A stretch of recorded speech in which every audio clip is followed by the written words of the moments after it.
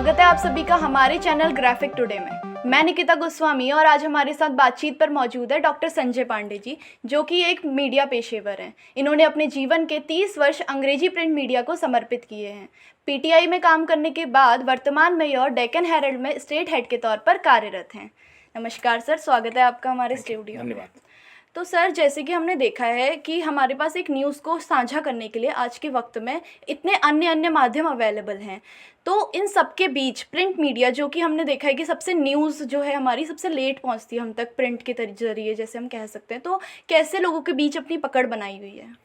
देखिए, print media एक पारंपरिक माध्यम है और बहुत पुराना माध्यम है और बहुत सारे माध्यम हैं आज, इसमें कोई दो राय नहीं है, जो जल्दी आप तक समाचार पहुंचाते हैं।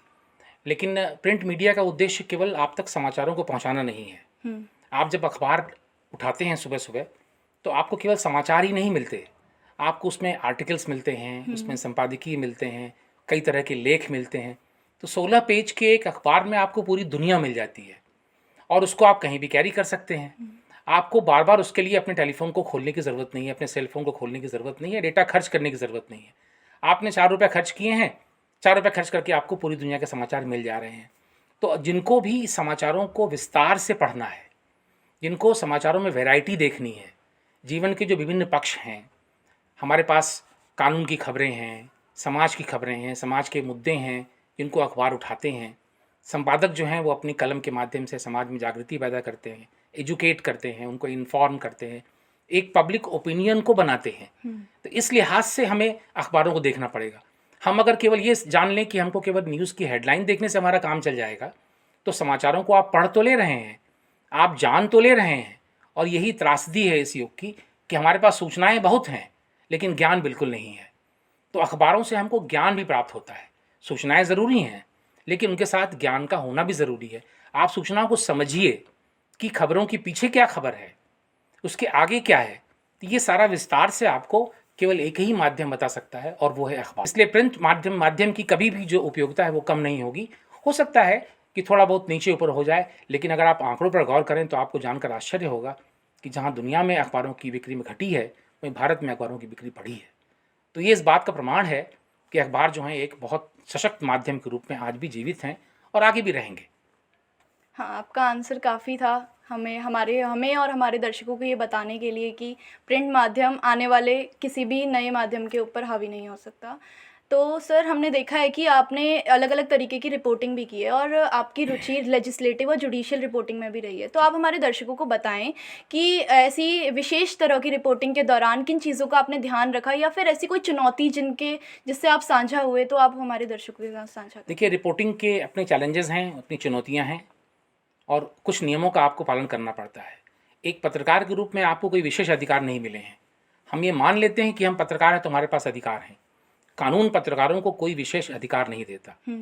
आप संसद में, विधानसभाओं में जाते हैं कवर करने के लिए, तो विधानसभाओं को कवर करते समय ये बहुत ज़रूरी है कि जो उनके कायदे कानून हैं, जो उनके रूल्स और रेगुलेशंस हैं, हम उनको पूरी तरह से फॉलो करें। जो बातें कही जा रही हैं सदस्यों के द्वारा, हम उनको उन्हीं बातों को लिखें, अपनी तरफ से उसमें कुछ जोड़े नहीं। कभी कभी गलतियां क्या होती हैं कि संसद में, विधानसभाओं में शोर शराबा होता है, हंगामा होता है, बहुत सारे जो अनपार्लियामेंट्री, असंसदीय शब्द हैं उनका प्रयोग होता है। उन शब्दों के प्रयोग को हमें अखबार में नहीं करना चाहिए क्योंकि वो कार्रवाई से बाहर कर दिए जाते हैं। तो एक जो रिपोर्टर वहाँ काम कर रहा है उसको ये मालूम होना चाहिए कि जिस शब्द का प्रयोग किया गया है वहाँ पर क्या वो शब्द कार्रवाई से निकाल दिए गए हैं। अगर निकाल दिए गए हैं तो आप उनको कतई मत न लिखिए, क्योंकि अगर आप लिखेंगे तो इससे आप दिक्कत में पड़ सकते हैं। वहीं दूसरी ओर जो जुडिशियल रिपोर्टिंग है, कोर्ट के उनके अपने नियम हैं। कंटेम्प्ट ऑफ कोर्ट का ख्याल रखना बहुत ज़रूरी है। अदालत जो हैं वो निष्पक्ष होती हैं, वो बहुत ज़रूरी है। संविधान के दायरे में उनको बहुत सारे अधिकार मिले हैं। कानून की रिपोर्टिंग करते समय ये एक मंत्र है कि हम किसी जज के निर्णय की आलोचना कर सकते हैं लेकिन जज की आलोचना नहीं कर सकते। ये गोल्डन रूल है कि you can criticise the judgement but you can't criticise the जज। अगर आप इन रूल्स को फॉलो करेंगे तो कभी भी आप जुडिशियल रिपोर्टिंग हो या जो संसदीय रिपोर्टिंग है उसमें कभी भी आप दिक्कत में नहीं आएंगे। तो जैसे कि हमने देखा कि एज़ अ रिपोर्टर हमारे पास हर आए दिन बहुत सारी चुनौतियाँ होती हैं। तो हमने ये भी जाना था कि आप जो हैं अच्छी खासी जॉब पे एक माननीय पद पे थे, आपने वायुसेना के ज़रिए हमारे देश की सेवा करी। तो उसके बाद ऐसा क्या हुआ, ऐसी क्या वाक़या रही कि आपको लगा कि नहीं अब मुझे जर्नलिज़्म का मोर्चा सँभालना चाहिए? देखिए, सेना में काम करना एक बहुत गर्व की बात है, हुँ, इसमें कोई दो राय नहीं है, ठीक है। लेकिन सब रुचि की बात भी होती है अपनी, कि मुझे बचपन से ही एक पत्रकार बनने का एक शौक़ था। अखबार मेरे मेरे बड़े करीब हुआ करते थे। मैं अपने स्कूल टाइम से ही 2-3 अखबारों को ख़रीदता था, पढ़ता था। तो एक मन में था कि आगे चल कर के अखबार में लिखने का मौका मिलेगा। तो इस वजह से मैंने उस नौकरी को छोड़ कर के मैंने इस तरफ आना पसंद किया। और मुझे खुशी है, जहाँ तक सेवा की बात है, तो आदमी हर फील्ड में रह कर देश की सेवा कर सकता है। आप चाहें तो सैनिक भी सेवा करता है एक अपने तरीके से, हालांकि उसका त्याग बहुत बहुमूल्य है। लेकिन जो लोग समाज में काम कर रहे हैं, जो शिक्षक हैं, जो पढ़ा रहे हैं, वो भी देश की सेवा कर रहे हैं। पत्रकार भी समाज के जो वंचित हैं, जो शोषित वर्ग है, जो नेग्लेक्टेड वर्ग है, उनकी बात को उठाता है, तो भी समाज की सेवा कर रहा है। तो हमें किसी की सेवाओं को डिमीन नहीं करना चाहिए कि ये कम है या ज़्यादा है। हो सकता है अलग अलग तरीके से लोग समाज की सेवा करते हैं। तो मैं जहाँ हूँ, मुझे खुशी है कि मैंने अपनी कलम से बहुत सारे लोगों को लाभ पहुँचाया है। ऐसे लोगों की आवाज़ मैंने पहुँचाई है दुनिया तक, जिनकी आवाज़ कोई पहुँचाता नहीं था। तो भी एक खुशी है मुझे। तो ये मुझे लगता है कि वहाँ भी मैं खुश था, यहाँ मैं और ज़्यादा खुश हूँ। तो ये एक वजह रही। उसके पीछे ये मंशा नहीं थी कि वो नौकरी ठीक नहीं थी या ये नौकरी अच्छी है। सभी नौकरियाँ अच्छी होती हैं, जहाँ आप काम करें, जहाँ मन लगे वहाँ काम करना चाहिए। काम करने में अगर मज़ा आता है आपको, तो आप अच्छा करेंगे काम, और ईमानदारी से भी करेंगे, और आप अपने पेशे से ईमानदारी कर पाएंगे, ऐसा मुझे लगता है। जी।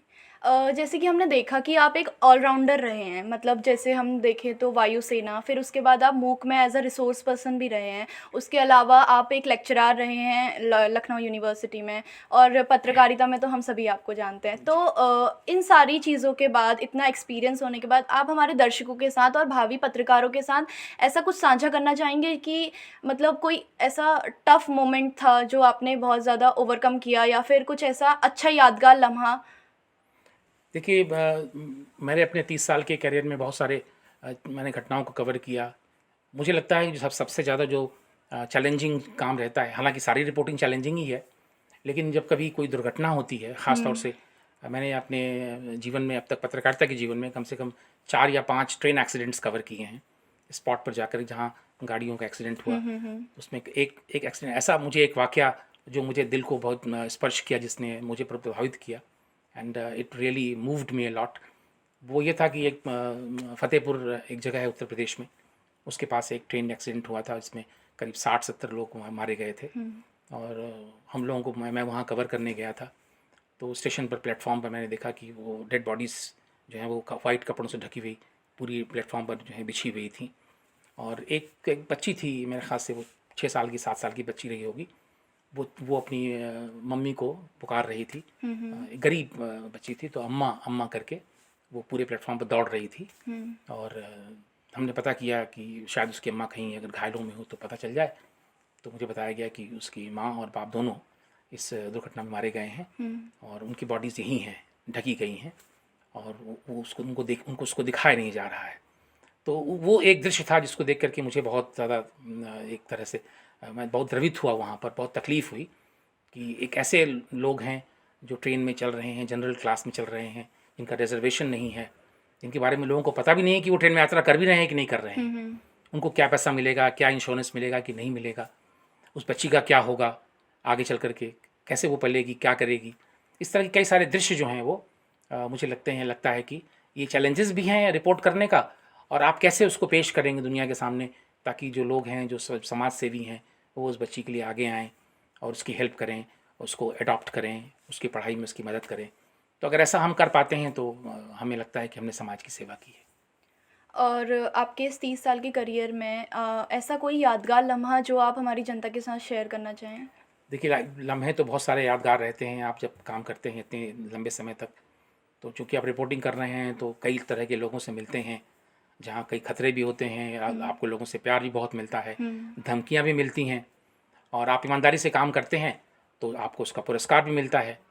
और मुझे मेरे ख्याल से 2013 में जो उत्तराखंड में जो केदारनाथ वाली जो ट्रेजेडी हुई थी, हाँ। मुझे उसको कवर करने का मौका मिला था और मैं करीब 20-22 दिन तक हम लोग बहुत सारे रिपोर्टर्स का जॉली ग्रांट एयरपोर्ट पे ही हम लोगों का डेरा डाला था, वहीं पर रोज़ाना आते थे वहीं पर, और जहाँ जहाँ जा सकते थे पैदल या गाड़ी से, और उस तरफ रुद्रप्रयाग या गढ़वाल की तरफ जहाँ ये घटना घटी थी। तो उस दौरान जो है वो हमने कई लोगों को देखा, लोगों की सेवा करते हुए, उनको रेस्क्यू करते हुए, जो आर्मी मैन थे हमारे, जो जवान थे, उनको कैसे लोगों को उठा रहे थे, निकाला ला रहे थे वहाँ से, उस प्रभावित क्षेत्रों से। वो एक मेरे लिए बहुत यादगार लम्हा था। और एज ए रिपोर्टर मैंने भी मुझे भी मौका मिला कम से कम 2 महिलाओं को मैंने अपनी गाड़ी से, जो गाड़ी मेरे पास थी, मैंने अपनी गाड़ी से उनको देहरादून में जो शेल्टर जहाँ बना हुआ था वहाँ तक पहुँचाया उनको, ताकि उनको सहायता मिले।